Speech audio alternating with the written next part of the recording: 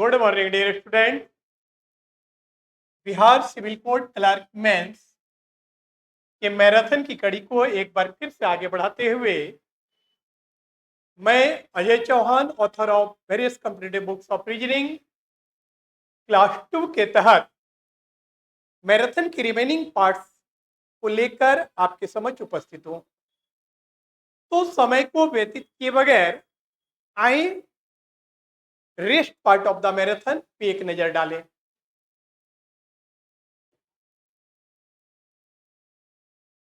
हमारा जो ये प्रश्न है, यह दिया गया प्रश्न कोडिंग डिकोडिंग पर आधारित है। यहाँ पे किसी सांकेतिक भाषा में डेट को hash percentage dollar at the rate और स्टाइल को star dollar copyright upper arrow at the rate लिखा जाता है। तो डिले को उसी भाषा में कैसे लिखा जाएगा? हमने बताया था कि यदि प्रॉब्लमेटिक वर्ड का निर्माण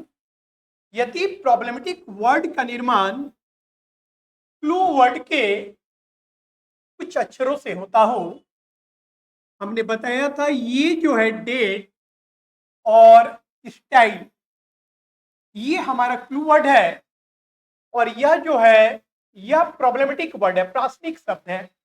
If problematic word followed by the some letters of the clue word, also some letters are common in clue word, and कहने का अभिप्राय है कि यदि प्रासंगिक शब्द का निर्माण क्लू वर्ड के अक्षरों से होता हो, साथ ही क्लू वर्ड में कुछ अक्षर कॉमन हो और उनके स्थान पे किसी कॉमन कोड का ही प्रयोग किया गया हो, इससे स्पष्ट होता है कि प्रत्येक लेटर को एक विशिष्ट सिंबल्स के द्वारा कोड किया गया है और जो लेटर जिस क्रम पर मौजूद है ठीक उसी क्रम पर विशेष सिंबल्स का प्रयोग किया गया है। यहाँ पे गौर कीजिए कि डेट और स्टाइल में हम देख रहे हैं कि ये टी और ई दो लेटर दोनों में कॉमन आपको नजर आ रहे हैं और यहाँ पे जो है टी के लिए डॉलर का प्रयोग किया गया है और यहाँ पे भी हम देख रहे हैं कि टी जिस क्रम पे है ठीक उसी क्रम पे डॉलर का प्रयोग किया गया है। यहाँ पे भी टी जिस क्रम पे है ठीक उसी क्रम पे डॉलर का प्रयोग किया गया है। ठीक उसी प्रकार सिमिलरली आप देखें ये दोनों में ये क्लू वर्ड में ई कॉमन है और डेट में ई के स्थान पर एट द रेट का प्रयोग किया गया है। ठीक उसी प्रकार स्टाइल में विपरीत अक्षर ई के लिए ई के स्थान पे एट द रेट का ही प्रयोग किया गया है। इससे यह स्पष्ट होता है कि प्रत्येक लेटर को विशिष्ट सिंबल्स के द्वारा कोड किया गया है और वह जिस क्रम पर मौजूद है ठीक उसी क्रम पर उनका कोड डिनोट किया गया है। तो हम दिए गए अक्षरों के सिंबॉलिक कोड के आधार पर अगर डिले को कोड करें तो आप यहाँ पे क्या देख रहे हैं कि डी के लिए हैश का प्रयोग किया गया है। तो डी के लिए हमारा हैश का प्रयोग किया जाएगा जैसा कि आपको प्रत्येक ऑप्शन में नजर आ रहा है और ई का कोड आपको ज्ञात है कि ई का कोड एट द रेट होता है, इसलिए ये दोनों ऑप्शन आपका खत्म हो जाएगा क्योंकि यहाँ सेकेंड पोजीशन पर एट द रेट का प्रयोग नहीं किया गया, जबकि हम यहाँ पे देख रहे हैं विकल्प 1 और 2 दोनों में ही एट द रेट का प्रयोग किया गया है। आफ्टर ऑल ये एरो और यह एरो भी कॉमन है, इसलिए हम यहाँ पे स्ट्राइक ही नहीं करेंगे। इस स्थिति में हम चौथे लेटर ए के कोड पे स्ट्राइक करेंगे क्योंकि ये दोनों में चौथे पोजीशन पे हमारा डिसेबिलिटी नजर आ रहा है। तो असमानता जहां मौजूद हो वहां से हम वॉच करेंगे कि आफ्टर ऑल ए का कोड क्या होता है और ए के कोड की जब बात करें तो ए का कोड यहाँ पे परसेंटेज आपको नजर आ रहा है, इसलिए हमारा नेक्स्ट वन जो है यहाँ पे परसेंटेज होगा। कहने का अभिप्राय है कि अपर एरो के बाद, क्योंकि अपर एरो तो दोनों में कॉमन है इसलिए हमने इसको स्ट्राइक ही नहीं किया, इसका ऑब्जर्वेशन ही नहीं किया। हम देखेंगे कि हमारा जो चौथा लेटर है, चौथे लेटर का कोड क्या होगा? तो चौथे लेटर का कोड पर्टिकुलरली जो है हमारा, चौथे लेटर का कोड हमारा प्रॉपरली ए का कोड, और ए का कोड क्या है? परसेंटेज। इसलिए हमारा विकल्प ए बिल्कुल सही है, क्योंकि इसमें परसेंटेज है। एंड आफ्टर ऑल जो है वाई का कोड की जब बात करेंगे तो वाई का कोड, वाई के कोड की जब बात करेंगे तो तीसरे नंबर पे, एक मिनट, कुछ कंफ्यूजन हो रहा है यहाँ पे, एक बार फिर से हम इसको देख लेते हैं। थोड़ा सा कंफ्यूजन क्रिएट हो गया है ऑप्शन में।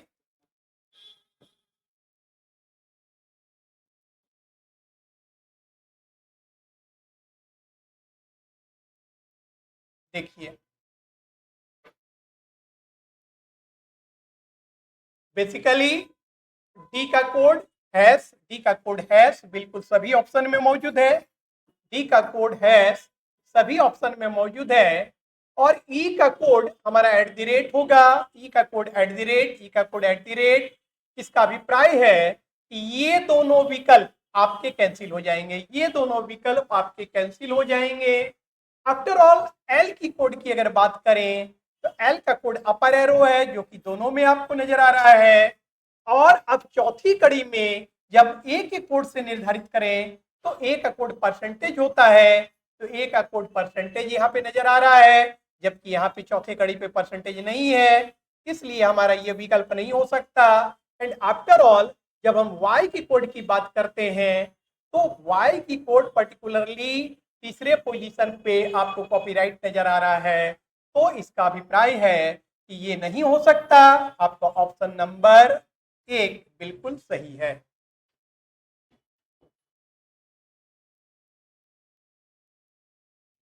क्या हुआ? 22 गायब क्यों हो गया?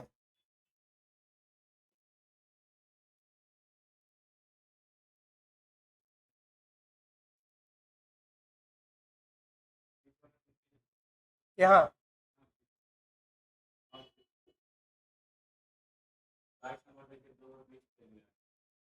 ओ हटा दे, फिर वो बढ़ा दे 22। ठीक है, सॉरी फॉर इंटरप्शन, कुछ टेक्निकल फॉल्ट के कारण ऐसा हो रहा था। तो फिर से हम जो है आगे बढ़ाते हैं। जिस प्रकार हृदय का संबंध पेरिकार्डियम से है, उसी प्रकार मस्तिष्क का संबंध क्या है? यह जो प्रश्न है ये एनालॉजी पर आधारित है।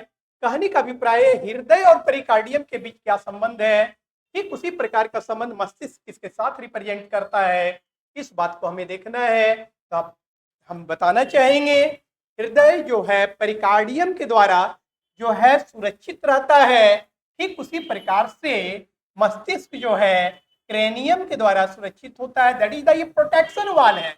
हृदय का प्रोटेक्शन वाल पेरिकार्डियम होता है एंड मस्तिष्क का प्रोटेक्शन वाल कहिए क्रेनियम। इसलिए हमारा आंसर विकल्प नंबर 4 बिल्कुल सही है।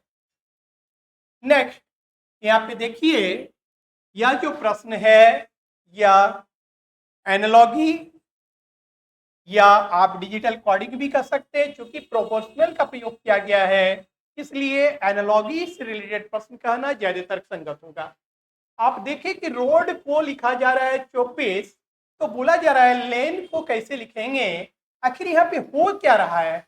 रोड को आखिर कैसे 24 के रूप में प्रदर्शित किया गया है, तो यहाँ पे हम विचार करेंगे। अगर हम अल्फाबेटिकल वैल्यू को जोड़ के बात करते हैं तो 18, 15 इत्यादि को लेके चलते हैं तो बहुत बिग में वैल्यू प्राप्त हो जाएगा।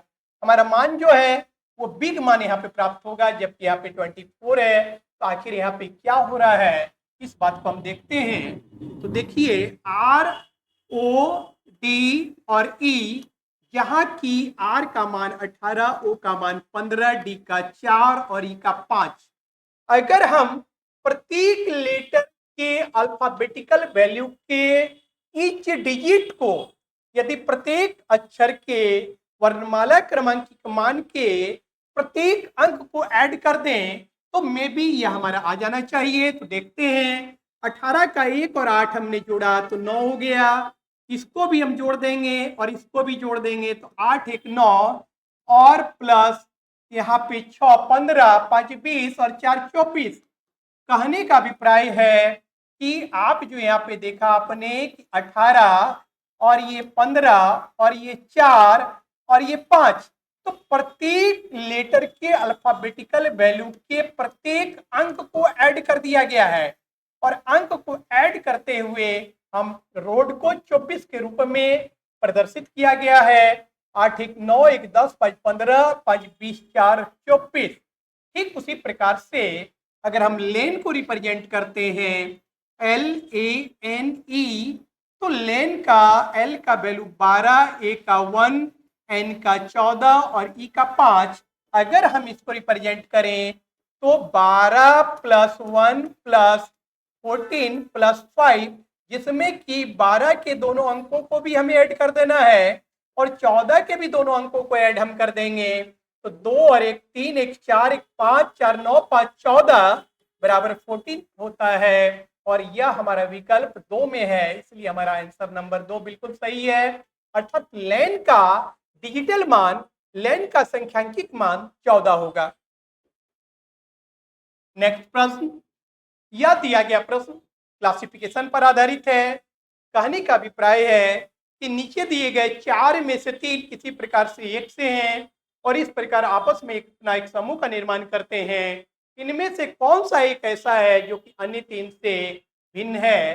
तो आपको बताना चाहेंगे कि यह सिल्क, यह जूट, ये कपास, ये सारे के सारे नेचुरल है, ये कृत्रिम नहीं है बल्कि ये नेचुरल है, जबकि नायलॉन जो है यह नेचुरल नहीं है, इसलिए आपका आंसर चॉइस नायलॉन होगा।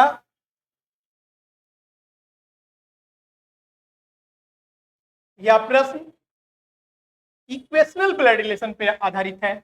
यह प्रश्न जो है यह इक्वेशनल ब्लड रिलेशन पर आधारित है। हम जैसा कि पहले भी बता चुके हैं कि और यहाँ पे इक्वेशनल ब्लड रिलेशन से हमने बताया था प्रश्नों की प्रकृति के आधार पे इक्वेशनल ब्लड रिलेशन को 2 वर्गों में वर्गीकृत किया जाता है। पहला जो है finding the appropriate equation which represent required relation, और दूसरा जो होता है linking the statement, linking the equation. कहने का अर्थ है कि लिंकिंग द इक्वेशन में केवल हमें इक्वेशन को लिंक करते हुए किसी पर्टिकुलर व्यक्ति का किसी पर्टिकुलर व्यक्ति से क्या संबंध है का निर्धारण करना होता है, जबकि finding the appropriate equation which represent required relation, इसमें हमें उस समीकरण का निर्धारण करना होता है जो आस्किंग रिलेशन को रिप्रेजेंट करता हो। कहने का अभिप्राय है आपको यहाँ पे दिया गया है डेमोन्स्ट्रेशन में P + Q का अर्थ P Q की माँ है, P भागा Q का अर्थ, यहाँ ब्रैकेट नहीं होगा, ये गलत हो गया है, ये ब्रैकेट यहाँ नहीं प्रयोग किया जाएगा। P भागा Q का अर्थ P Q का पिता है एंड P - Q का अर्थ P P की बहन है। आप सोच रहे होंगे कि डेमोन्स्ट्रेटेड रिलेशन में P Q इत्यादि का प्रयोग किया गया है, जबकि प्रश्न में R M N कहां से आ गया, क्या प्रश्न गलत है? तो नहीं, मैं बताना चाहूंगा यह प्रश्न बिल्कुल सही है। हम यहाँ पे बताना चाहेंगे कि there is no any importance of the term PQ which is given in demonstrated relation. कहने का अर्थ है कि डेमोन्स्ट्रेटेड रिलेशन में जो PQ दर्शाए गए हैं there is no any importance except the clarification of the sign. यहाँ पे PQ जो दिखाया गया है इसका साइन के स्पष्टीकरण के अलावे कोई महत्व नहीं है। यहाँ पे जो भी महत्व है ये दिए गए मैथमेटिकल साइन का है, प्लस भागा एंड माइनस का है।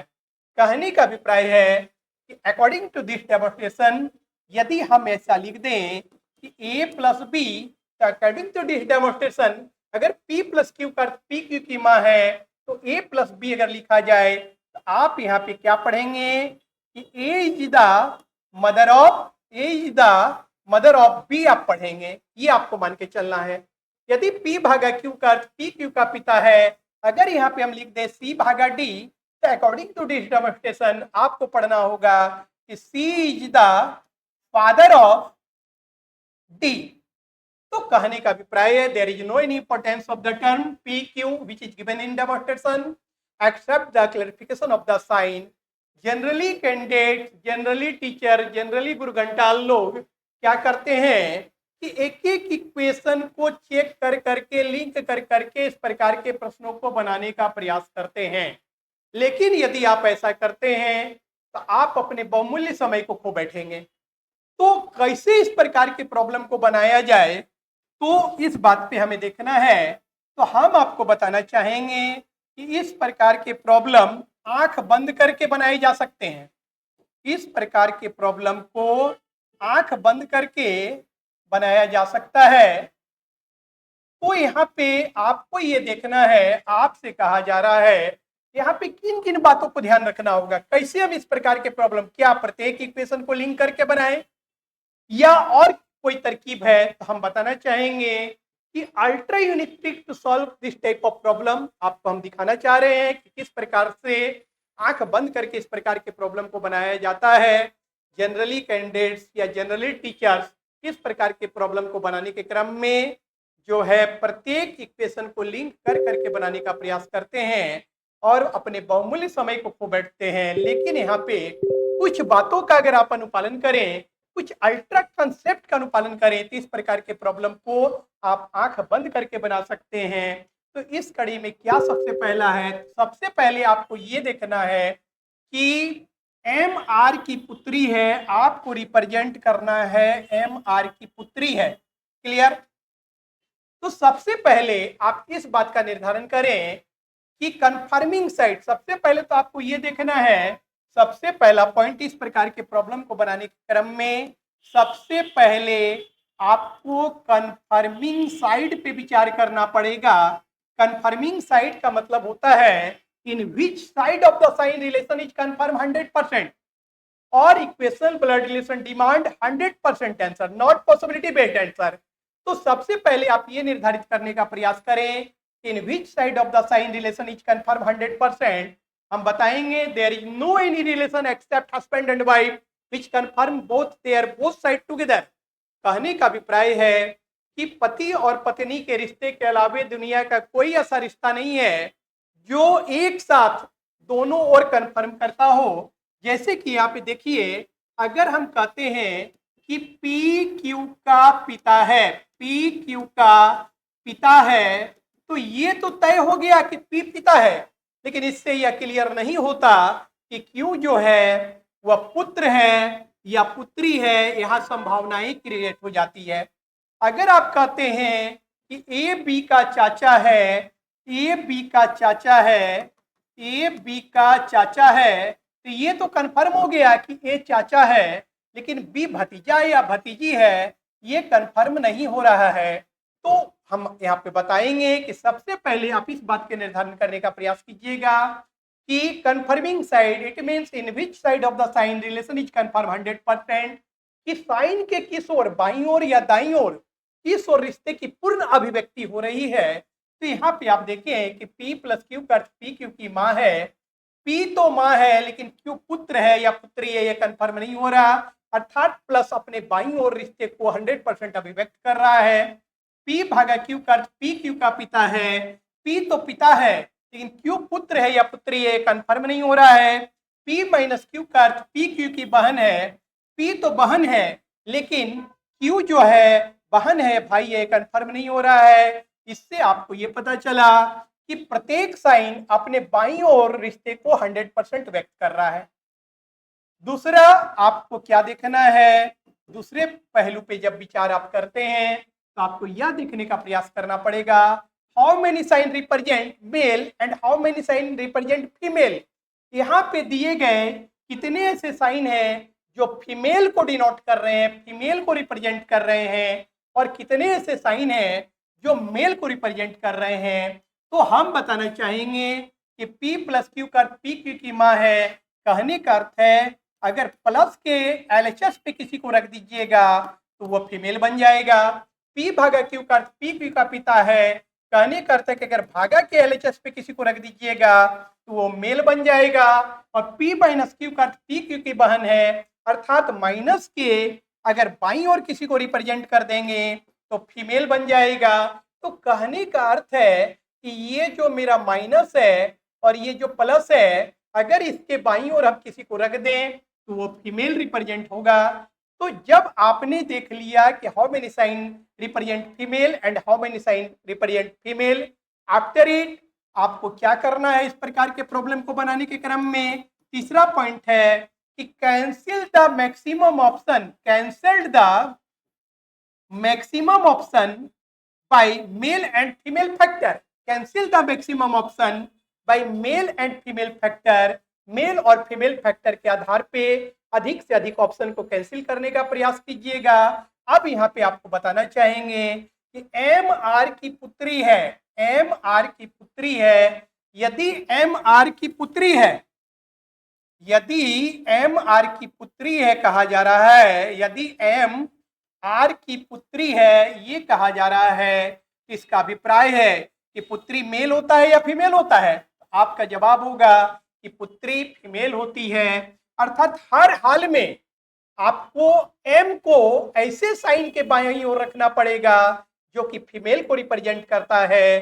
तो इस स्थिति में आपका जो ये है ऑप्शन नंबर 3 बिल्कुल खत्म हो जाएगा। आपका ऑप्शन नंबर 3 खत्म हो जाएगा, क्योंकि आपने भागा के बाईं ओर रखते हुए एम को पुरुष बना दिया है, जबकि आपको एम आर की पुत्री है, एम को पुत्री के रूप में रिप्रेजेंट करना है, इसलिए आपका विकल्प 3 बिल्कुल निरस्त हो गया।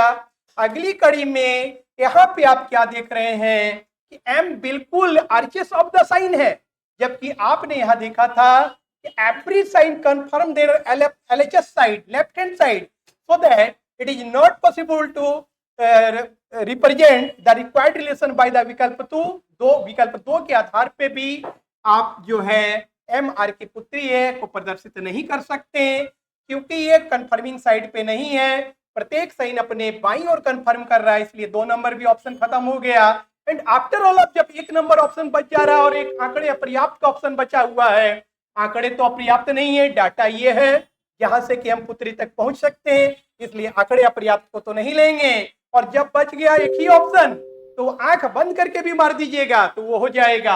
आफ्टर ऑल हम लिंक करके भी आपको दिखा ही देते हैं कि यहाँ पे क्या बातें हो रही है।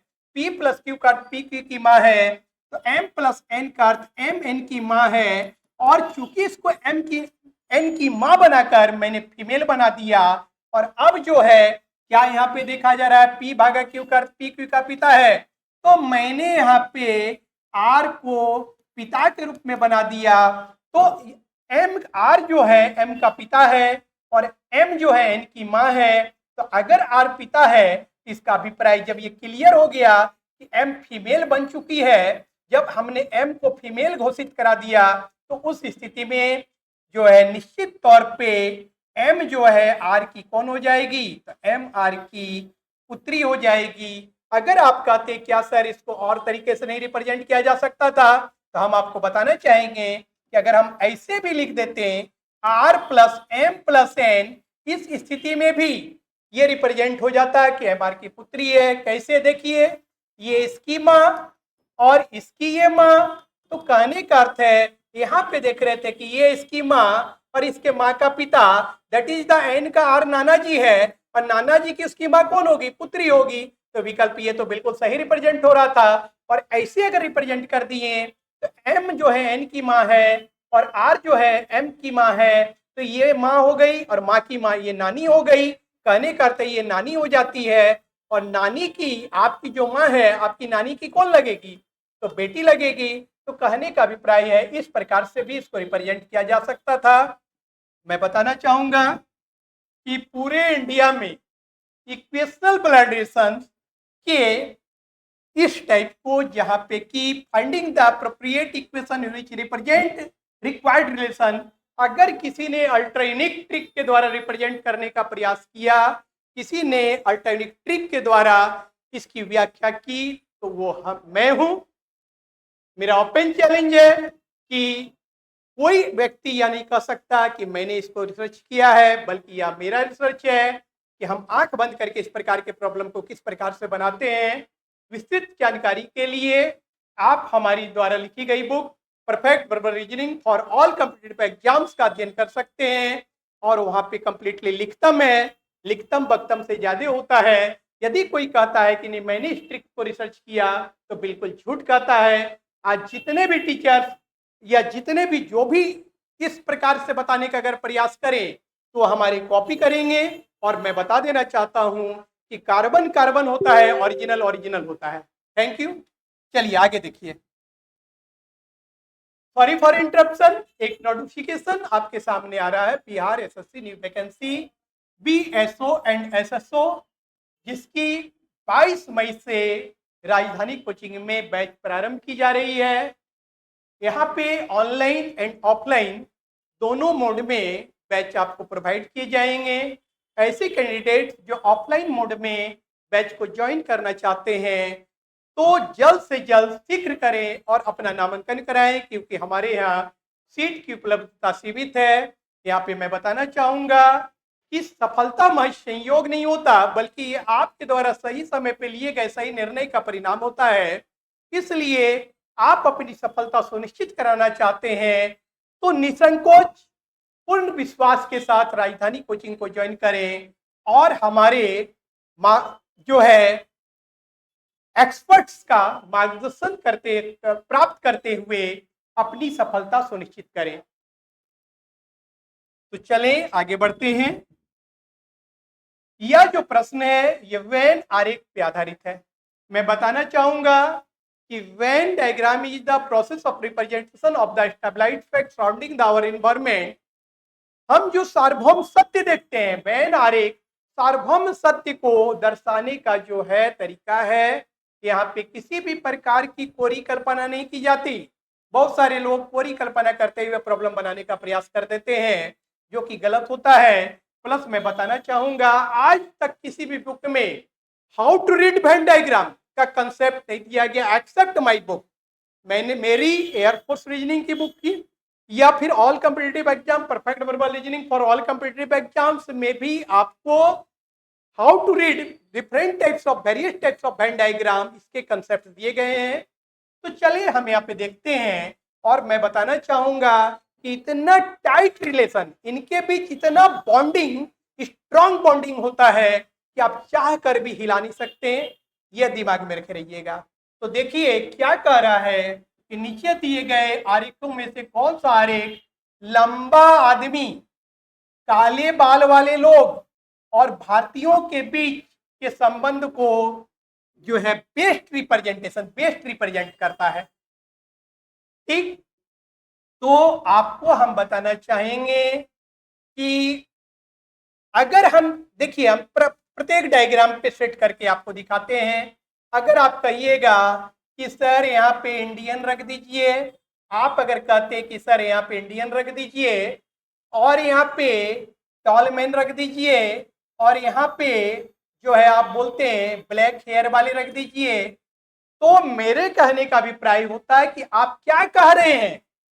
ये देखिए, आप कह रहे हैं सारे के सारे लंबे व्यक्ति भारतीय होते हैं। क्या ऐसा होता है? क्या अमेरिकन लंबा नहीं होते हैं, रशियन लंबा नहीं होते हैं, ब्रिटिश लंबे नहीं होते हैं? तो आपका यह कहना कि सारे के सारे भारतीय लंबे होते हैं, ये बिल्कुल गलत है। ये आप यहाँ पे कह रहे हैं कि सारे के सारे भारतीय के जो है ब्लैक हेयर वाले जो होते हैं, जिनके भी काले बाल नजर आ जाएं, उसको आप भारतीय कह दीजिए। यह भी तर्कसंगत नहीं है, क्योंकि केवल भारतीयों के ही बाल काले बाल वाले बाल, केवल भारतीय ही, केवल इंडियन ही काले बाल वाले नहीं होते। इसलिए ये बिल्कुल गलत है। देखिए इस प्रकार से रेड किया जाता है। अगर आप बोलते हैं कि सर 3 नंबर पे रखिए, यहाँ पे मैं इंडियन रख देता, यहाँ टॉलमैन रख देता, यहाँ पे ब्लैक हेयर रख देता। देखिए कोई कोई कल्पना नहीं है, आप एक जरा भी हिला नहीं सकिएगा, चाह कर भी संबंध को हिला नहीं सकिएगा। इतना टाइट बॉन्डिंग होता है इनके बीच। ये क्या रीड हो रहा है? ये रीड कर रहा है, देख रहे हैं कि टॉलमैन और ब्लैक हेयर में कोई संबंध नहीं है। तो ऐसा कहीं होता है कि कोई भी लंबा आदमी जो है उसका काला बाल हो ही नहीं? आप कहते हैं कि किसी भी लंबे व्यक्ति का काला बाल नहीं है, कोई भी काला बाल वाला लंबा व्यक्ति नहीं हो सकता। ऐसा तो बिल्कुल ही गलत होगा। तो ये है how to read various types of Venn diagram और इसके कंसेप्ट पूरे इंडिया में किसी भी किताब में मौजूद नहीं है। ये मैं दावे के साथ कहता हूं, ये अजय चौहान का ही चैलेंज है कि किसी ने भी एक्सेप्ट में इसके कंसेप्ट को जो है प्रतिपादित नहीं किया है, इसके कंसेप्ट को आपके समझ प्रेजेंट नहीं किया है। अब चलते हैं, इस डायग्राम को भी हम रीड करके आपको दिखाते हैं। आप कहते हैं कि सर यहाँ पे इंडियन रख दीजिए, मान लीजिए यहाँ पे टॉलमैन रख दीजिए, यहाँ ब्लैक हेयर रख दीजिए, या ब्लैक हेयर टॉलमैन जो भी आप प्रिफर, तो फिर से वही बात हो गई। आप यहाँ पे क्या देख रहे हैं कि सारे के सारे जो टॉलमैन है वो इंडियन के दायरे में आ गया। आपका कहने का अभिप्राय है कि जितने भी टॉलमैन को देख लो सबको इंडियन कह दो। क्या ऐसा होता है? ऐसा बिल्कुल नहीं होता है। इसलिए आपका ये ऑप्शन भी खत्म हो गया। आप यह नहीं सोचिएगा कि सर आप तो इतना समय लगा रहे हैं, मैं समय नहीं लगा रहा, बल्कि आपको how to read various types of diagram, Venn diagram के बारे में बता रहा हूं कि किस प्रकार से ये टाइट रिलेशन होता है, इनके संबंधवाद में एक स्ट्रॉन्ग बॉन्डिंग किस प्रकार से होता है, इसको दिखा रहा हूं, और कैसे रीड किया जाता है वो बता रहा हूं। अगर मेरे बनाने की बात हो तो मैं तो विदिन सेकंड बना दूंगा, यही आंसर है। लेकिन मेरे विद्वता से कोई मायने नहीं रखता, बल्कि मैं आपको विद्वान बना दूं यह मायने रखता, आपको सिखला दूं यह मायने रखता।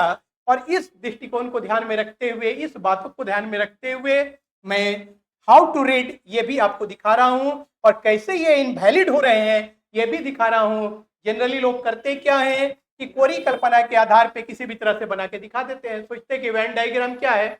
मैं बार बार बोल रहा हूं कि Venn diagram is the process of representation of the stabilised fact surrounding the environment. जो आप सार्वभौम सत्य देख रहे हैं उस संबंध को इसके द्वारा रिप्रेजेंट कराया जाता है। अब जबकि आपका विकल्प एक ही बच गया है तो आंख बंद करके भी आप आंसर मार भी सकते हैं। आफ्टर ऑल हम यहाँ पे दिखा भी देते हैं कि कैसे इनके बीच रिलेशन बनेगा। तो मैंने यहाँ पे इंडियन रख दिया, यहाँ पे टॉलमैन रख दिया, यहाँ पे ब्लैक हेयर रख दिया, और अब पढ़िए ये क्या दिखा रहा है कि कुछ इंडियन ब्लैक हेयर वाले होते हैं, कुछ इंडियन ब्लैक हेयर वाले नहीं होते। बिल्कुल सही बात है।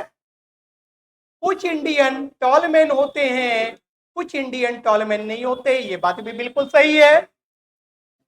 कुछ टॉलमैन ब्लैक हेयर वाले होते हैं, कुछ टॉलमैन ब्लैक हेयर वाले नहीं होते, ये भी बात सही है। कुछ ब्लैक हेयर वाले टॉलमैन होते हैं, कुछ ब्लैक हेयर वाले टॉलमैन नहीं होते, ये बात भी बिल्कुल सही है। कुछ ब्लैक हेयर वाले इंडियन होते हैं, कुछ ब्लैक हेयर वाले इंडियन नहीं होते, ये भी बात सही है। और कुछ ऐसे भी लोग हैं जो कि इंडियन भी हैं, ब्लैक हेयर वाले भी हैं एंड टॉलमैन भी हैं। तो इस प्रकार से आपने देखा कि इनके बीच एक स्ट्रॉन्ग बॉन्डिंग स्थापित हो रहा है, और ये पूर्ण तौर पे लंबा आदमी, काले बाल वाले लोग और भारतीय के बीच के संबंध को बेस्ट रिप्रेजेंट कर रहा है। अर्थात हमारा विकल्प एक बिल्कुल सही है। नेक्स्ट, यह जो दिया गया प्रश्न है यह सीटिंग अरेंजमेंट पर आधारित है, और प्रश्नों की प्रकृति के आधार पर सीटिंग अरेंजमेंट के प्रश्न को भी जो है डिफरेंट वर्गों में वर्गीकृत किया गया है। यहाँ पे in row, in double row, in circle, in square field में भी अरेंज कराया जाता है। लेकिन यहाँ पे क्या है कि नीचे दी गई जानकारी को ध्यान पूर्वक अध्ययन करके इन पर आधारित प्रश्न का उत्तर दीजिए।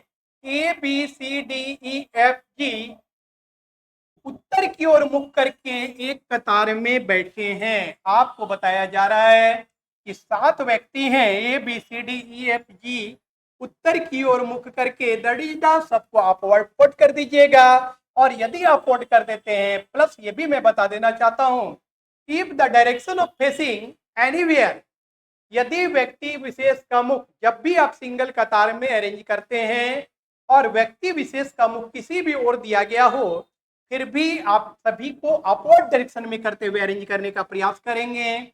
इससे क्या बेनिफिट होगा कि आप अपने बाएं और दाएं के आधार पे समूह में स्थित व्यक्ति के बाएं दाएं का निर्धारण आसानी से कर सकते हैं। आफ्टर ऑल सबका मुख उत्तर की ओर है, दैट इज आप इधर फेसिंग कर रहे हैं, उधर ही फेसिंग होगा, और आपका बाएं और दाएं इनके बाएं दाएं के अनुरूप हो जाएगा। तो हम यहाँ पे 7 प्लेस इंडिकेट कर देते हैं, यहाँ पे 7 प्लेस इंडिकेट कर देते हैं, 1 2 3 4 5 6 7। अब यहाँ पे देखिए क्या कहा जा रहा है, 7 व्यक्ति A B C D E F और जी उत्तर की ओर मुख करके एक कतार में बैठे हुए हैं। एफ ही के दाईं ओर है, लेकिन अभी हम कहाँ रखें ये तय नहीं हो रहा है। एफ ही के दाईं ओर है और एफ ही के दाईं ओर कितनी दूरी पे है ये भी कंफर्म नहीं हो रहा है। एफ ही के दाईं ओर है, हम बताना चाहेंगे during the arrangement if it is not possible to arrange any group of person immediately then memorize them। उसको आप मेमोरी पे डाल दीजिएगा कि एफ ही के दाईं ओर है, अभी यहाँ पे अरेंज नहीं किया जा सकता, इसलिए हम इसको मेमोरी पे ले लेते हैं कि एफ जो है ई के दाईं ओर है। ये तय हो गया कि एफ ही के दाईं ओर ही होगा, लेकिन अभी कहाँ पे रखेंगे ये क्लियर नहीं है। एफ ही के दाईं ओर है, सी बी और डी के बीच में है। सी जो है बी और डी के बीच में है, ये तो तय है कि ये तीनों आपस में अपना ग्रुप बनाएंगे। सी जो है बी और डी के बीच में है, सी जो है बी और डी के बीच में है, तो यह बीसीडी भी हो सकता है या डीसीबी भी हो सकता है। दोनों ही स्थिति में ये सी बी और डी के बीच में हो जाएगा। लेकिन आपको बताना चाहेंगे कि फर्स्ट टाइम आप पॉसिबिलिटी को रिप्रेजेंट करने का प्रयास नहीं कीजिएगा, जैसे रिस्पेक्टिवली बोल रहा है उसी को मान के चलेंगे। लेकिन यहाँ पे यह ध्यान रखिएगा कि किसी भी प्रकार की संभावनाएं अगर क्रिएट होती है तो संभावनाओं को ऐसी स्थिति में नकारा नहीं जा सकता, इसलिए हमने 2 पॉसिबिलिटी क्रिएट कर लिया। अभी तक हम बेस में अरेंज नहीं कर सके हैं क्योंकि इंफॉर्मेशन वैसे प्राप्त नहीं हो रहे हैं। आगे हम देखते हैं क्या कहा जा रहा है। वह व्यक्ति जो डी के बाईं ओर तीसरा है वह एक छोर पे है। कोई ऐसा व्यक्ति है जिसका पोजीशन बताया जा रहा है कि डी के बाईं ओर तीसरे पोजीशन पे है और वह एक छोर पे है। इससे क्लियर हो गया कि कोई ऐसा व्यक्ति है जो डी के बाईं ओर तीसरा और एक छोर पे है, अर्थात वो बाईं छोर पे है।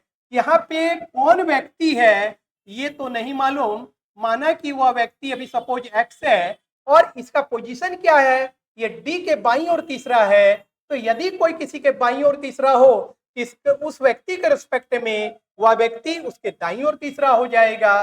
तो कहने का अर्थ के पहला दूसरा तीसरा ये हमारा डी का पोजीशन 100% कंफर्म हो गया, क्योंकि आपने बताया कि वह व्यक्ति जो डी के बाईं ओर तीसरा है वह एक छोर पे है, अर्थात वह बाईं छोर पे होगा।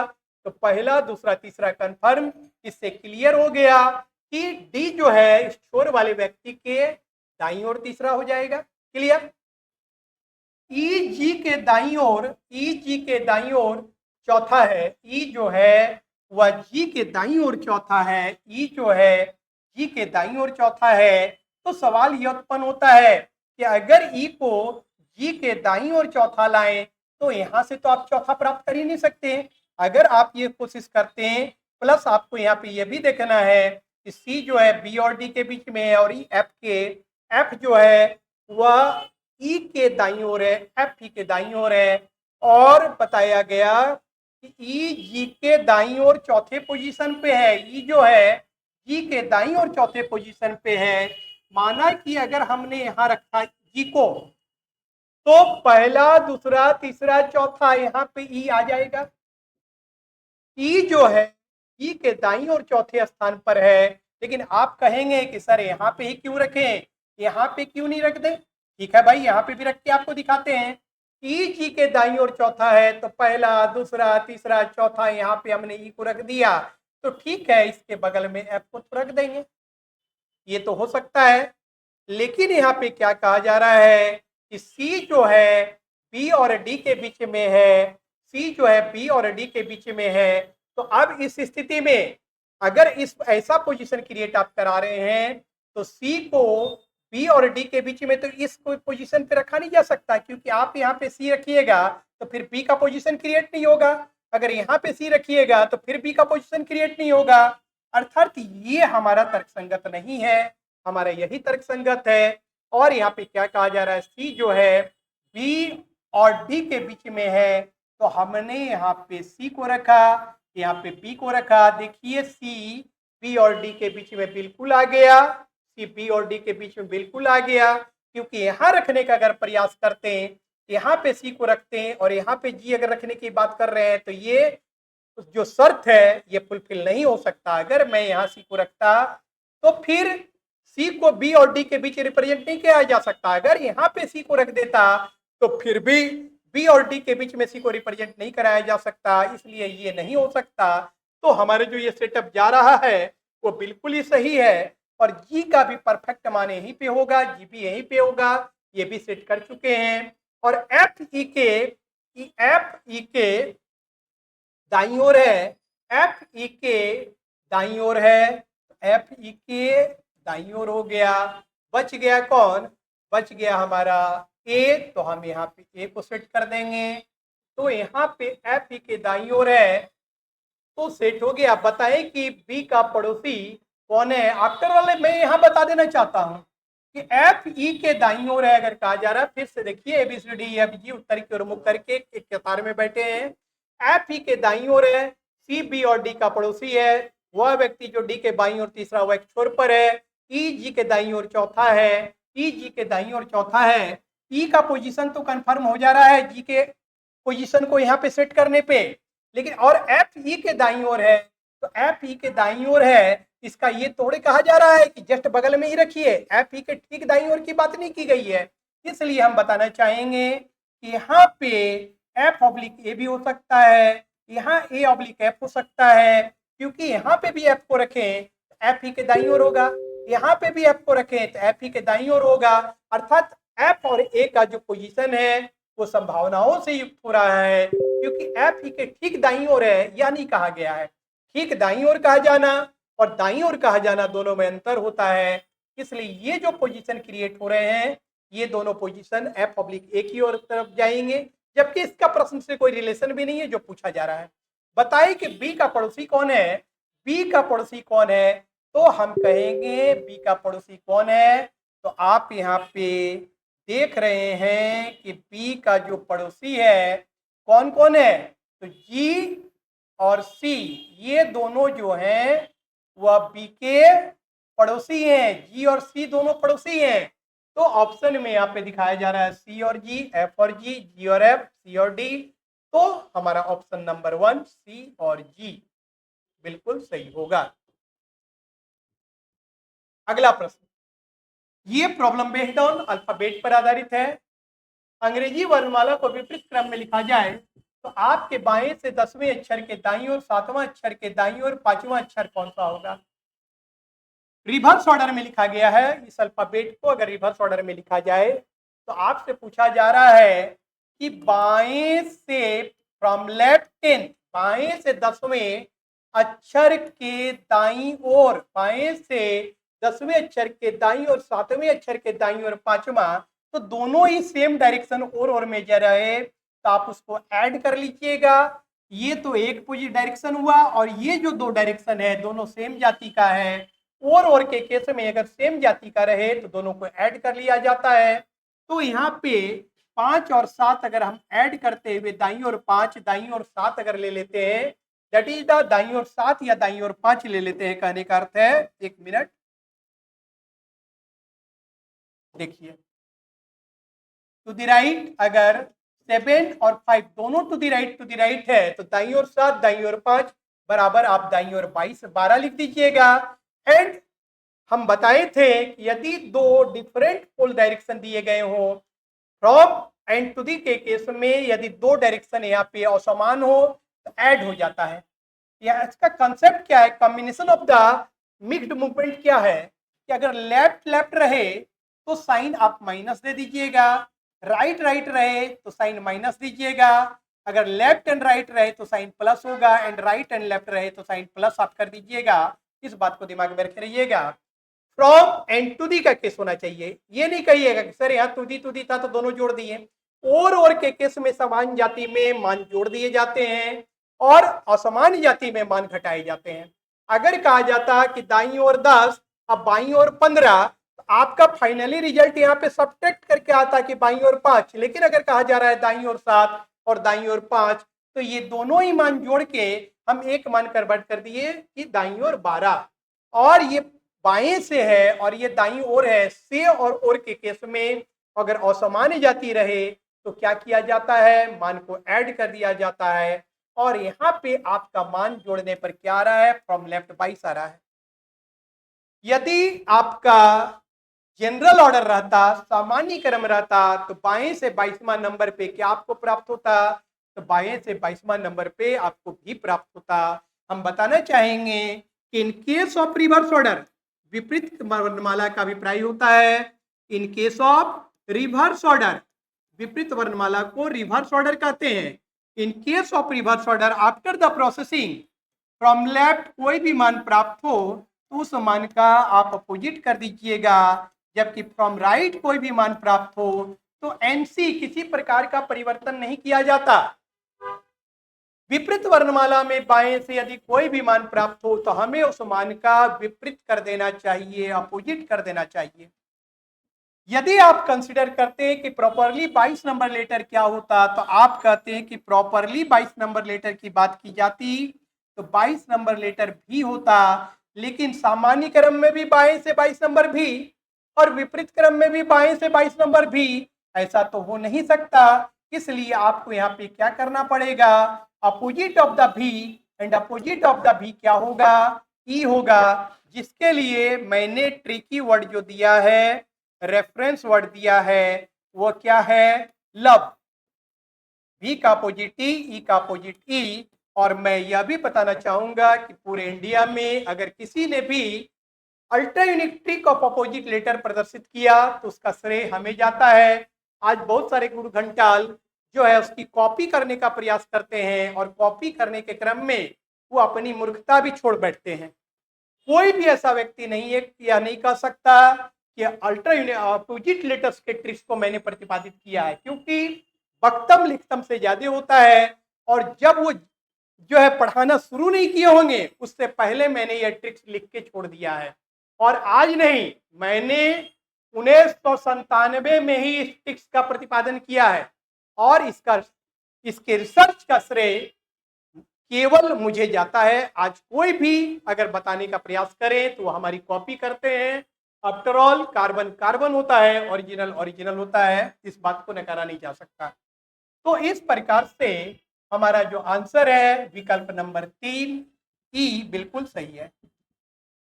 नेक्स्ट, यह जो प्रश्न है यह सिलोजिज्म पे आधारित है, न्याय पे आधारित है। इस प्रकार के प्रश्न को बनाने के क्रम में सबसे पहले आप इस बात का निर्धारण करने का प्रयास कीजिएगा कि दिया गया स्टेटमेंट किस टाइप से रिलेटेड है। टाइप ऑफ स्टेटमेंट, तो सभी दरवाजे कुर्सी हैं, ये हमारा एक तर्क वाक्य है। सभी कुर्सियां टेबल है, ये भी हमारा ये तर्क वाक्य है। और यहाँ पे हम देखेंगे कि मिडिल टर्म हमारा क्या है, तो मिडिल टर्म हमारा कुर्सी है जो कि डिस्ट्रीब्यूट है। तो हम इसको लिख सकते हैं। निष्कर्ष में आपको बताना चाहेंगे जब भी दिए गए दोनों ही कथन ए ग्रुप के हों तो निष्कर्ष ए में या आई में या नहीं आता, तीन ही बातें हो सकती है। कब ए में आता, यदि निष्कर्ष में भाग लेने वाले एक टर्म डिस दूसरा अनडिस हो तो ए में जाइएगा। अगर निष्कर्ष में भाग लेने वाला दोनों अनडिस हो तो आई में जाइएगा। और यदि एम्प्टी अनडिस हो तो जनरल वे पे रिजल्ट नहीं आएगा, क्योंकि आपका यहाँ पे जो मिडिल टर्म है कुर्सी सेकेंड स्टेटमेंट में सब्जेक्ट के स्थान पे रहने के कारण पूर्णता व्याप्त है, डिस्ट्रीब्यूटेड है, इसके पास पावर है। इसलिए हमारा निष्कर्ष दरवाजे और टेबल को जोड़ते हुए निकाला जा सकता है। तो सभी दरवाजे टेबल हैं। ये जो हमारा निष्कर्ष है, हमारा जो पहला निष्कर्ष है, यह बिल्कुल सही है। जबकि सभी टेबल दरवाजे हैं, ये जो आपने लिखने का प्रयास किया, टेबल चूंकि यहाँ पे अनडिस्ट्रीब्यूट है और आपने ए टाइप ऑफ प्रोपोजिशन में रिप्रेजेंट करके इसको डिस्ट्रीब्यूट करने की भूल की है, इसलिए ये गलत है। आफ्टर ऑल अगर आप कहेंगे इसी का हमने कन्वर्सन करने का प्रयास किया तो मैं बताना चाहूंगा कि ए का कन्वर्सन कभी भी ए में नहीं होता, आई में होता। अर्थात हमारा पहला निष्कर्ष बिल्कुल सही है, अर्थात हमारा ऑप्शन 1 केवल निष्कर्ष फर्स्ट निकलता है, ये सही है। नेक्स्ट, यहाँ पे हमारा पहला स्टेटमेंट जो है वो आई ग्रुप का है और दूसरा स्टेटमेंट है जो ई ग्रुप का है। मैं बताना चाहूंगा जनरली 99% टीचर, 99% कैंडिडेट अंडा पार के इस प्रकार के प्रॉब्लम को बनाते हैं। अंडा और जितने देर में आप एक प्रॉब्लम अंडा के द्वारा बनाएंगे, अंडा वाले उतने देर में 10 प्रॉब्लम बना देंगे और देखते ही बना देंगे और देखते ही रिजल्ट उनके दिमाग में आ जाएगा कि क्या रिजल्ट होना चाहिए। यहाँ पे पहला स्टेटमेंट आई है, दूसरा आई है, तो कॉम्बिनेशन है। By the rule of immediate inference I plus E का रिजल्ट हर हाल में ओ में आता है। ये क्लियर हो चुका है कि आई प्लस ई का रिजल्ट ओ में आता है। और यहाँ पे एमटी क्या है, तो मिडिल टर्म हमारा छड़ी है, इसलिए ईंटे और लाल को जोड़ते हुए हम रिजल्ट निकाल सकते हैं। और यहाँ पे ये ध्यान रखिएगा कि जब भी वो में आप निष्कर्ष निकालें, वो टाइप ऑफ प्रोपोजिशन के तौर पे निष्कर्ष निकालें, तो अनडिस टर्म को पहले रखिएगा, डिस को बाद में रखिएगा। कहने का अर्थ है कुछ ईंटे लाल नहीं है, यह ओ में निकाला गया है, यह बिल्कुल सही है। जबकि कोई ईंटा लाल नहीं है, यह नहीं लिखा जा सकता, ये गलत है। क्योंकि लाल जो यहाँ पे जो है कोई ईंटा, एक मिनट, हाँ, कोई ईंटा लाल नहीं है, ये आप नहीं लिख सकते हैं, क्योंकि आई प्लस ई का कंक्लूजन कभी भी ई में नहीं आता। आई प्लस ई का कंक्लूजन ऑलवेज ओ में आता। विशेष जानकारी के लिए आप हमारे द्वारा लिखी गई perfect verbal reasoning for all competitive exams और perfect bank PO verbal reasoning का अध्ययन कर सकते हैं। नेक्स्ट, सॉरी फॉर इंटरप्शन, रुकावट के लिए खेद है। आपके समक्ष एक नोटिफिकेशन जारी हो रहा है, Bihar SSC new vacancy BSO SSO, जिसकी बैच 22 मई से राजधानी कोचिंग में प्रारंभ की जा रही है। ऑफलाइन एंड ऑनलाइन दोनों ही मोड में बैच प्रोवाइड की जाएंगे। आप जल्द से जल्द आकर नामांकन कराएं, क्योंकि हमारे यहाँ सीट की उपलब्धता सीमित है। कहीं पहले आपके चक्कर में आपकी ट्रेन न खुल जाए। मैं बताना चाहूँगा, success is never N incidental incident, it's the award of right decision, right choice at the right time. So if you want to succeed, if you want to achieve your goal, then join with full confidence and take the advantage of our star teacher in Rajdhani coaching at Rajdhani coaching. Thank you. Next, ये जो हमारा प्रश्न है, ये आपका numeral ranking पे आधारित प्रश्न है। 60 विद्यार्थियों की किसी कक्षा में लड़कों की संख्या लड़कियों की संख्या की दोगुनी है। यहाँ पे मार्क कीजिए कि टोटल नंबर ऑफ स्टूडेंट कितना है, 60 है, एंड लड़कों की संख्या लड़कियों की संख्या की दोगुनी है। कहने का अर्थ है बॉय टू गर्ल का जो अनुपात दिया गया है कि लड़कों की संख्या लड़कियों की संख्या की दोगुनी, अगर ये 2 है तो ये जो है 1 है। ये मान सकते हैं 2:1, तो ये दुगुना हो गया। कहने का अभिप्राय है, आप कह सकते हैं कि टोटल लड़के कितने हो जाएंगे, तो आपके 40 हो जाएंगे, और टोटल लड़कियां कितनी हो जाएगी, तो 20 हो जाएगी। ये अगर x है तो ये 2x है, ये भी कह सकते हैं ये 2:1। लड़कों की संख्या लड़कियों की संख्या की दुगुनी है, ये कहा जा रहा है।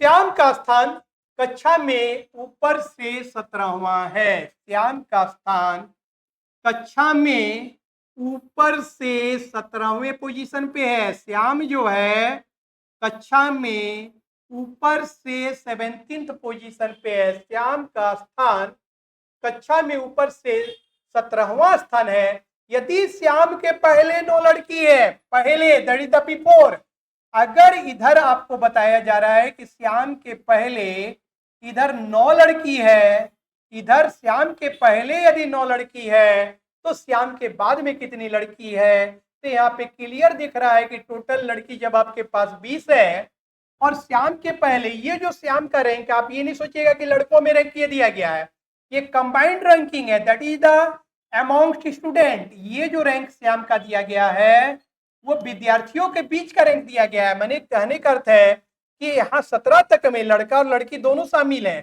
कहने का अर्थ क्लियर है, जब आपने देख लिया कि श्याम के पहले 9 लड़की है तो 9 लड़की और यहाँ पे 7 लड़का और हो जाएगा, और 16 और एक श्याम खुद 17, ये कहने का अभिप्राय है। ये नहीं समझिएगा कि लड़कों में 17, ऐसा नहीं कहा जा रहा है। कहा जा रहा है श्याम का स्थान कक्षा में फ्रॉम टॉप 17th पोजीशन पे है, और इसके पहले, इसके बिफोर रैंक पहले 9 लड़कियां मौजूद है। तो इसका अभिप्राय है कि इधर 9 लड़कियां हैं और टोटल नंबर ऑफ लड़की जब 20 है, जब 9 इधर चले जाएगी तो रेस्ट ऑफ ऑल जो 11 लड़की है वो तो इधर आ जाएगी। तो श्याम के बाद में कितनी लड़कियां हैं, तो क्लियर है, या दिख रहा है कि श्याम के बाद कितनी लड़की होगी, 11, इसलिए हमारा विकल्प डी बिल्कुल सही है।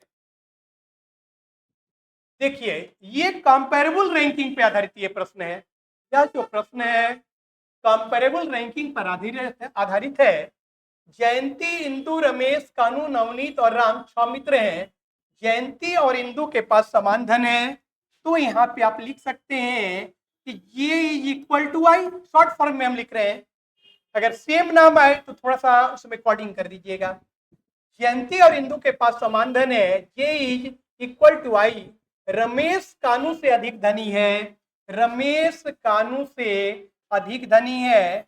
रमेश कानू से, तो हम लिख सकते हैं कि रमेश इज ग्रेटर देन कानू। रमेश कानू से अधिक धनी है, लेकिन जयंती रमेश से कम धनी है। तो आप यहां लिख सकते हैं कि रमेश इज ग्रेटर देन जयंती। ध्यान से देखिए क्या कहा जा रहा है। जयंती और इंदु के पास समान धन है, जे इज इक्वल टू आई। और आगे क्या कहा जा रहा है, रमेश कानू से अधिक धनी है, रमेश इज ग्रेटर देन कानू। आगे क्या कहा जा रहा है, लेकिन जयंती रमेश से कम धनी है, बट जयंती जो है रमेश से कम धनी है, जयंती जो है रमेश से कम धनी है, दैट इज द रमेश जयंती और इंदु दोनों से ज्यादा धनी है। आगे देखिए क्या कहा जा रहा है, राम जयंती से कम धनी है, और राम को कहा जा रहा है कि राम जो है वो जयंती से कम धनी है, क्योंकि जयंती और इंदु दोनों बराबर हैं। और अगर राम जयंती से कम धनी है तो इसका अभिप्राय है कि राम जयंती और इंदु दोनों से ही कम धनी होगा। राम जयंती से कम धनी है, जबकि कानू से अधिक धनी है। राम कानू से अधिक धनी है, जबकि वाई जो है कानू से ये अधिक धनी है। तो ये पूरा सेटअप एक लाइन पे आ गया। फिर से एक बार आप ध्यान से देखिए क्या कह रहे हैं। जयंती और इंदु के पास समान धन है। देखिए हमने यहाँ रिप्रेजेंट किया जयंती और Indu, Jayanti is equal to Indu. Ramesh Kanu से अधिक धनी, लेकिन अधिक धनी है। रमेश देखिए कानू से अधिक धनी है, लेकिन जयंती रमेश से कम धनी है। लिखिए रमेश इज ग्रेटर देन, मैंने जयंती को कर दिया, रमेश इज ग्रेटर देन जयंती, लेकिन जयंती रमेश से कम धनी है। राम जयंती से कम धनी है, क्योंकि जयंती और इंदु बराबर है, इसलिए अगर राम जयंती से कम धनी होगा तो डेफिनेटली वो इंदु से भी कम धनी होगा, क्योंकि दोनों के पास बराबर है।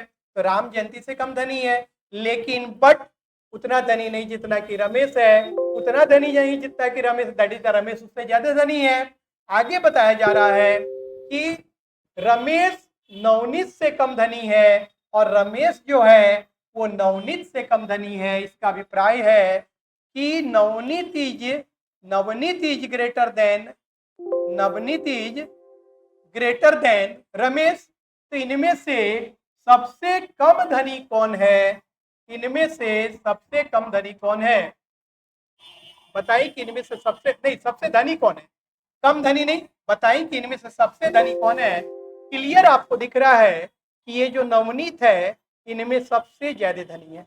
क्लियर, इसलिए हमारा विकल्प बी बिल्कुल सही है। नेक्स्ट, यदि शब्द एंथ्रोपोमॉर्फिज्म के प्रथम 4 अक्षरों को विपरीत क्रम में लिखा जाए, पुनः द्वितीय 4 अक्षरों को भी विपरीत क्रम में लिखा जाए, और आगे भी इसी प्रकार से परिवर्तन का क्रम जारी रहे, तो आपके बाएं से 12वां अक्षर कौन सा होगा। जनरली कैंडिडेट क्या करते हैं, 4 अक्षर को लिखना प्रारंभ कर देते हैं। ऐसे करने की भूल नहीं करेंगे। मार्क द ग्रुप ऑफ 4, यहाँ पे देखिए 4 हम ग्रुप कर देते हैं, ये 4 और ये 4 मैंने ग्रुप कर दिया। 4 लेटर को विपरीत क्रम में लिखा गया है। एंथ्रोपोमॉर्फिज्म, तो 4 लेटर का ग्रुपिंग किया गया है। बोला जा रहा है कि 4 को ग्रुपिंग कर दें तो बाएं से 12वां पे कौन होगा, तो हम बताना चाहेंगे कि मूल क्रम में जो 9वें नंबर पे पोजीशन पे होगा। कहने का अर्थ है कि 4 की ग्रुपिंग की सूरत में आपका जो 12वां पोजीशन पे आएगा वो हर हाल में तीसरे ग्रुप में आएगा। और क्योंकि आप पलट रहे हैं इसलिए पलटने के उपरांत जो मूल क्रम में जो नौवां नंबर पर पोजीशन पे है वही आपका 12वें नंबर पे चले आएगा। तो हम यहाँ पे क्या देख रहे हैं कि मूल क्रम में 9 नंबर पे हमारा एम है, इसी को जब आप पलटिएगा ये 4 8 और जब इसको पलट दीजिएगा तो ये 12 नंबर पोजीशन यहाँ पे आ जाएगा। तो अर्थात 12 नंबर पे क्या आएगा, तो एम आएगा। तो 22 से 12वां आफ्टर द परिवर्तन जो है मूल क्रम का जो 9वां नंबर होगा लेटर, वही परिवर्तन के बाद 22 से 12वां नंबर पोजीशन पे चले जाएगा। अर्थात हमारा आंसर विकल्प सी एम होगा। नेक्स्ट, शब्द डिक्लेरेशन में ऐसे कितने अक्षर हैं जो इस शब्द के प्रारंभ से उतनी ही दूरी पर हैं जितने की अंग्रेजी वर्णमाला में होते हैं।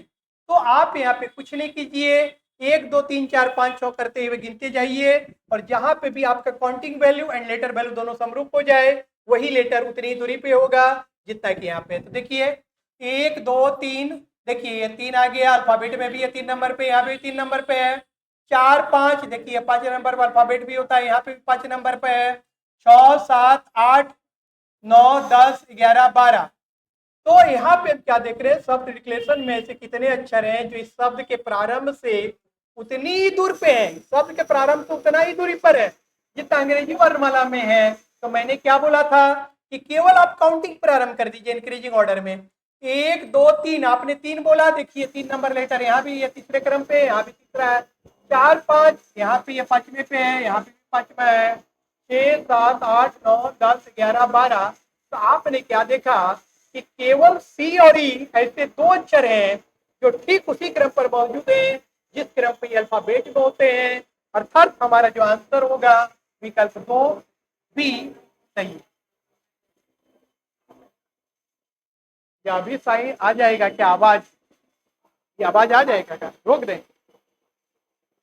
तो थोड़ा रोक दीजिए।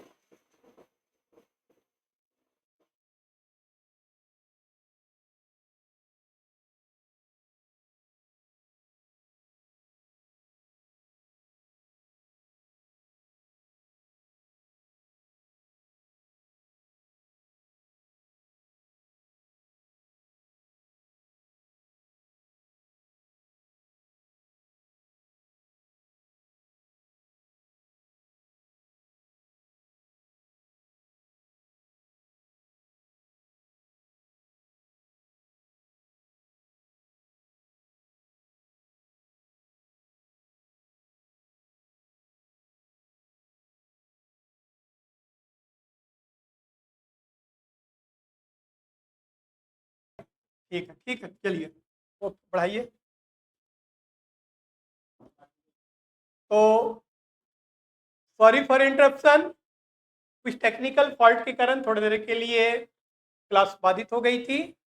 और जबकि अब आपके समक्ष एक नोटिफिकेशन जारी हो रहा है Bihar SSC new vacancy BSO and SSO, जिसकी ऑनलाइन एंड ऑफलाइन दोनों मोड में आपको बैच प्रोवाइड की जाएगी। हमारा बैच 22 मई से प्रारंभ हो रहा है। ऐसे कैंडिडेट जो ऑफलाइन को इच्छुक हैं वो जल्द से जल्द आएं और अपनी सीट सुरक्षित कराएं, क्योंकि हमारे यहाँ सीट की उपलब्धता बिल्कुल सीमित है, लिमिटेड नंबर ऑफ सीट है। इसलिए कहीं पहले आपके चक्कर में आपकी ट्रेन छूट ना जाए। मैं बताना चाहूँगा सफलता महज संयोग नहीं होता, बल्कि ये आपके द्वारा सही समय पे लिए गए सही निर्णय का परिणाम होता है। यदि आप सफलता के शिखर पे अपने को देखना चाहते हैं तो पूर्ण विश्वास के साथ राजधानी कोचिंग को ज्वाइन करें और हमारे जो है एक्सपर्ट्स का मार्गदर्शन हासिल करते हुए अपनी सफलता को सुनिश्चित करें। Thank you. हमारा प्रश्न यह सीटिंग अरेंजमेंट बेस्ड है। किसी गोलाकार व्यवस्था में 3 लड़के B1 B2 और B3 और 3 लड़कियां G1 G2 एवं G3 किसी रात्रि भोज के लिए क्रमानुसार दैट इज द इसी ऑर्डर में बैठे हैं। तो लड़का B1 एवं लड़की G3 की स्थिति क्या होगी यदि 2 लड़कियां एक साथ ना हो कि 2 लड़की अगल बगल नहीं हो। ऐसा तभी संभव है जब आप अल्टरनेट वे पे लड़का लड़की को बैठाइएगा, तभी ऐसा संभव है। अगर लड़के को एक साथ बैठा दे या लड़की को एक साथ बैठा दे क्रम से तो ऐसा संभव नहीं होगा। तो क्लियर है कि आपको अल्टरनेटली बॉयज एंड गर्ल को अगर बैठा दे तो ऐसा संभव हो जाएगा। देखिए मैं बैठाता हूं।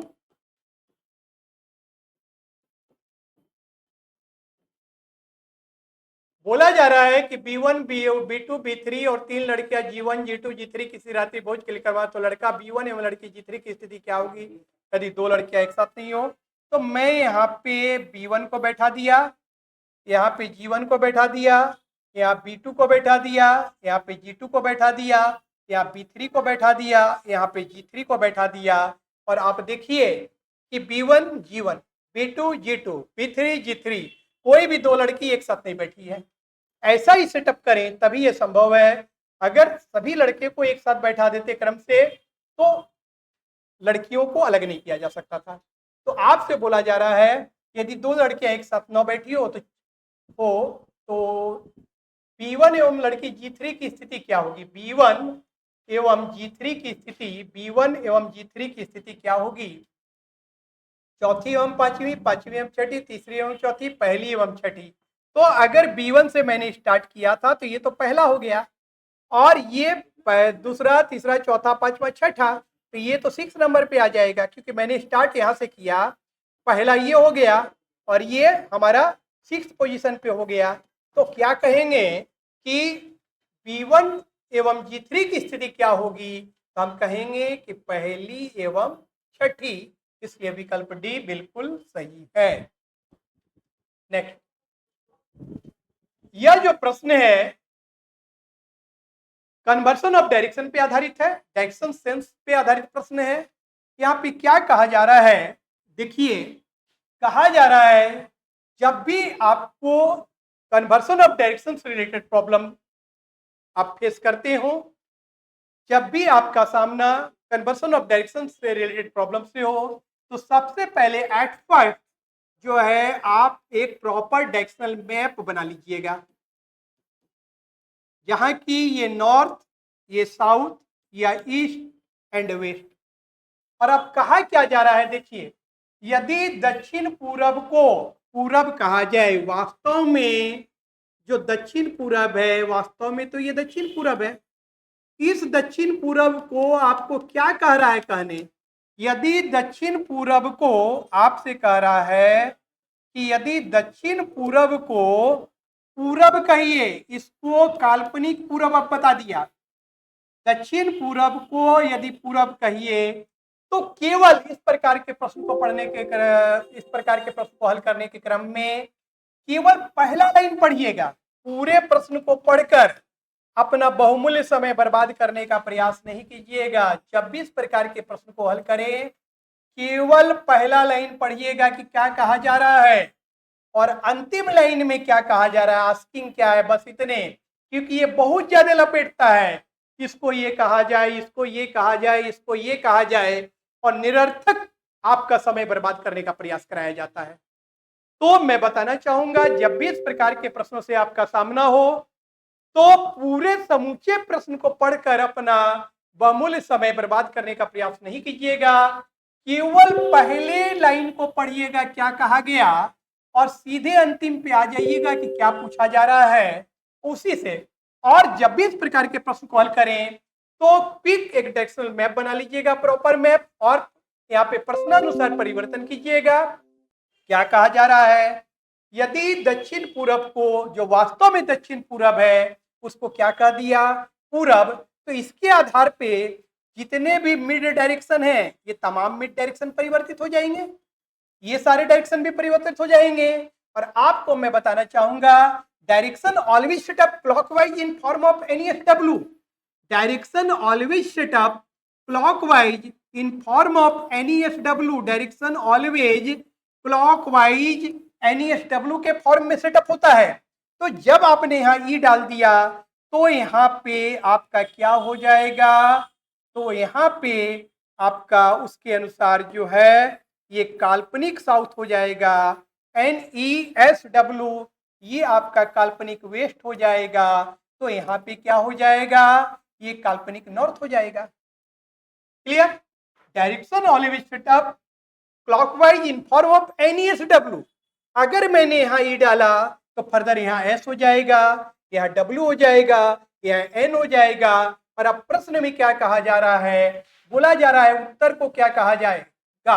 बहुत सारे कैंडिडेट क्या सोचते हैं कि ये जो काल्पनिक उत्तर है वो उसके बारे में बताने लगते हैं। नहीं, मैंने यदि वास्तविक डायरेक्शन का परिवर्तन किया तो जो मैं आस्की कर रहा हूं, जो प्रश्न पूछा जा रहा है वो अभी वास्तविक डायरेक्शन के बारे में पूछा जा रहा है। उस वास्तविक को आप क्या कहिएगा, दैट इज द, इस उत्तर की बात नहीं की जा रही है, आपको इस उत्तर की बात की जा रही है। तो आप देखिए इस उत्तर का काल्पनिक नाम क्या होगा। तो इस उत्तर का काल्पनिक नाम हम क्या कहेंगे, क्या उत्तर को क्या कहा जाएगा। तो इस उत्तर का काल्पनिक नाम जो है उत्तर पश्चिम कहलाएगा। ये क्या कहलाएगा, नॉर्थ वेस्ट। आप बोलेंगे क्या सर वेस्ट नॉर्थ नहीं बोल सकते, तो मैं बताना चाहूंगा there are 4 pole in which north and south pole is considered as dominant pole. ये डोमिनेंट पोल होते हैं, इसलिए पहला नाम उनका आता है, हम इसको नॉर्थ वेस्ट कहेंगे। और दिए गए विकल्पों में से किसी में भी नॉर्थ और वेस्ट नहीं है, लेकिन हमारा विकल्प इनमें से कोई नहीं का है, इसलिए हम इनमें से कोई नहीं के साथ जाएंगे, क्योंकि इसका प्रॉपरली आंसर क्या होगा, इसका प्रॉपरली आंसर नॉर्थ वेस्ट होगा।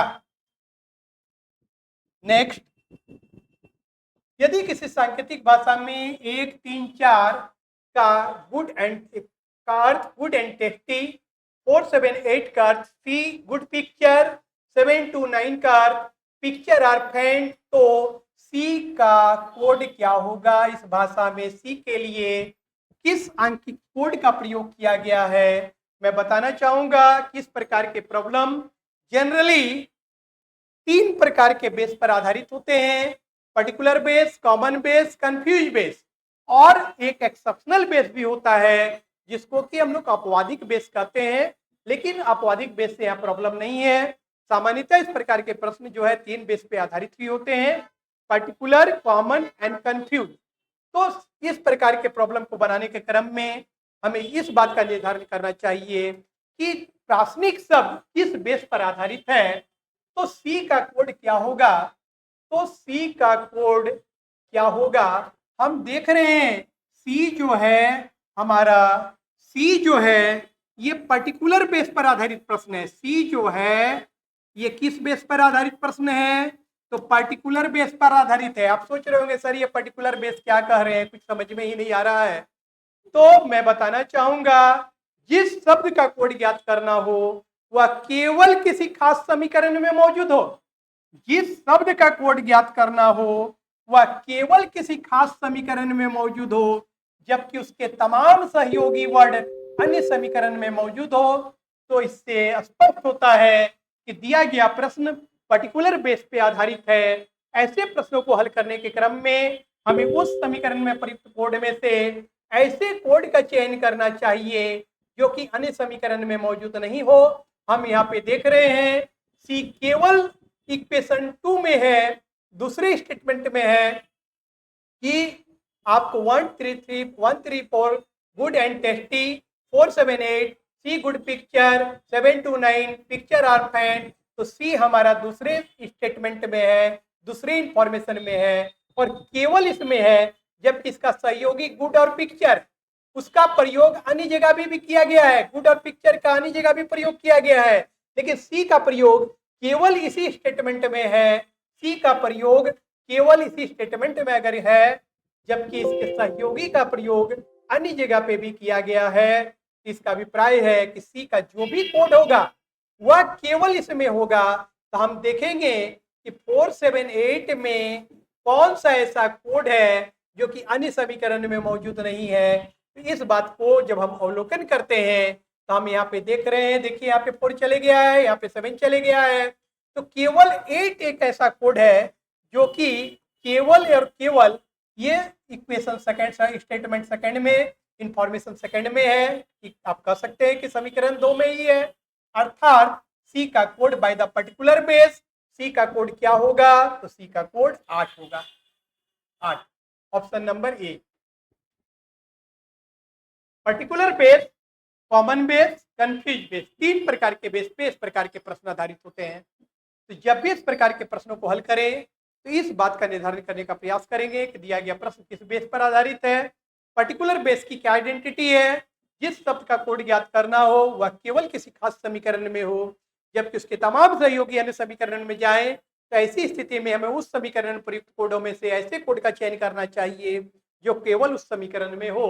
और इस स्थिति में हम देख रहे हैं कि 478 में केवल 8 ही एक ऐसा कोड है जो अन्य समीकरण में नहीं गया, क्योंकि सी केवल समीकरण 2 में है, जबकि गुड और पिक्चर का प्रयोग अन्य जगह भी किया तो उसका कोड भी अन्य जगह गया होगा। लेकिन यदि सी केवल समीकरण 2 में है तो इसका अभिप्राय है कि सी का जो कोड होगा वह भी केवल समीकरण 2 में होगा। अर्थात हम यहाँ क्या कहेंगे कि सी का code by the particular base 8 होगा।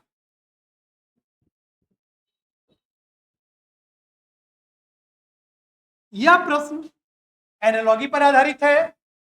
देखते हैं कि केएमएनपी और एसीडीएफ प्रोपोर्शनल टू पीआरएसयू इनके बीच क्या संबंध स्थापित हो रहा है।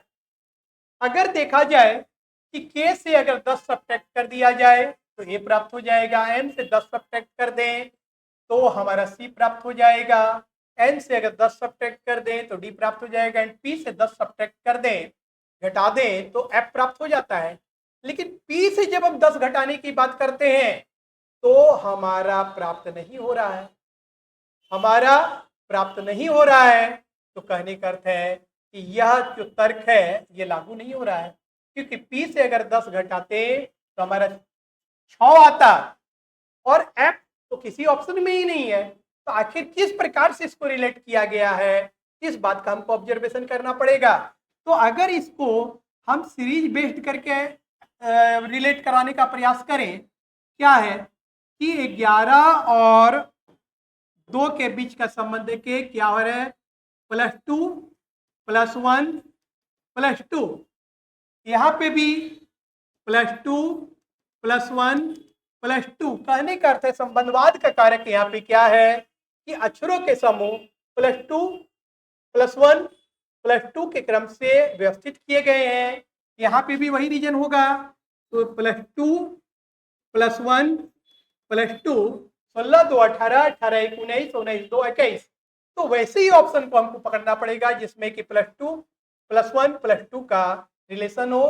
तो ये +2 हो गया, ये +1 हो गया और यहाँ +2 हो गया।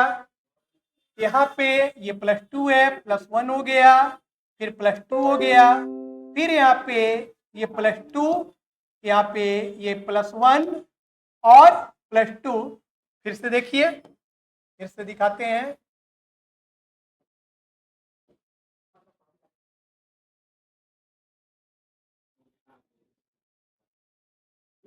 देखिए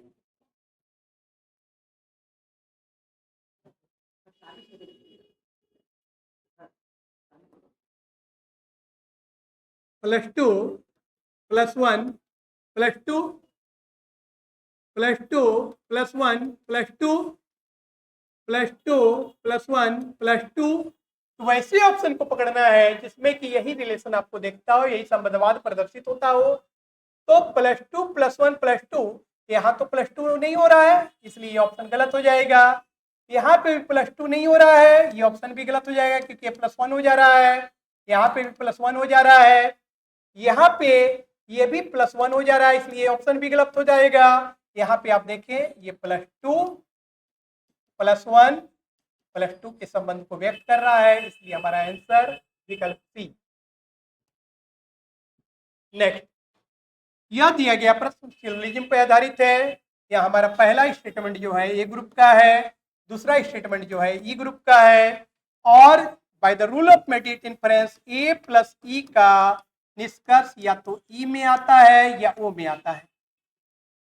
यहाँ पे हमारा मिडिल टर्म पेन है, इसलिए पेंसिल और पुस्तक को जोड़ा जा सकता है। कोई भी पेंसिल पुस्तक नहीं है या कोई भी पुस्तक पेंसिल नहीं है, जो भी लिख दीजिएगा वो सही होगा, इसलिए हमारा पहला निष्कर्ष 100% सही है। दूसरा, ये पेन और पेंसिल को कहाँ से लाया गया, तो हम बताना चाहेंगे कि पहले स्टेटमेंट का ये कन्वर्सन है, क्योंकि ए का कन्वर्सन आई में होता है, अर्थात यह भी निष्कर्ष हमारा सही है।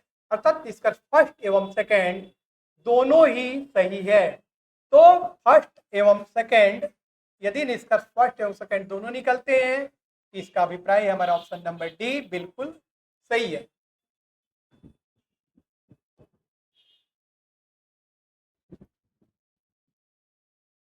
रुकावट के लिए खेद है, एक नोटिफिकेशन आपके समक्ष उपस्थित जारी हो रहा है। Bihar SSC new vacancy BSO and SSO, जिसकी राजधानी कोचिंग में 22 मई से बैच प्रारंभ की जा रही है। ऑनलाइन एंड ऑफलाइन दोनों ही मोड में बैच प्रोवाइड किए जाएंगे। वैसे कैंडिडेट्स जो ऑफलाइन मोड में ज्वाइन करना चाहते हैं वो जल्द से जल्द आएँ और अपने सीट सुरक्षित कराएं, क्योंकि हमारे यहाँ सीट की उपलब्धता सीमित है, नामांकन जारी है। समय को जाने न दें। Success is never an incidental incident. It's the award of right decision, right choice at the right time. So if you want to succeed, if you want to achieve your goal, then join with full confidence and take the advantage of our star teachers in this field at Rajdhani Coaching. Thank you.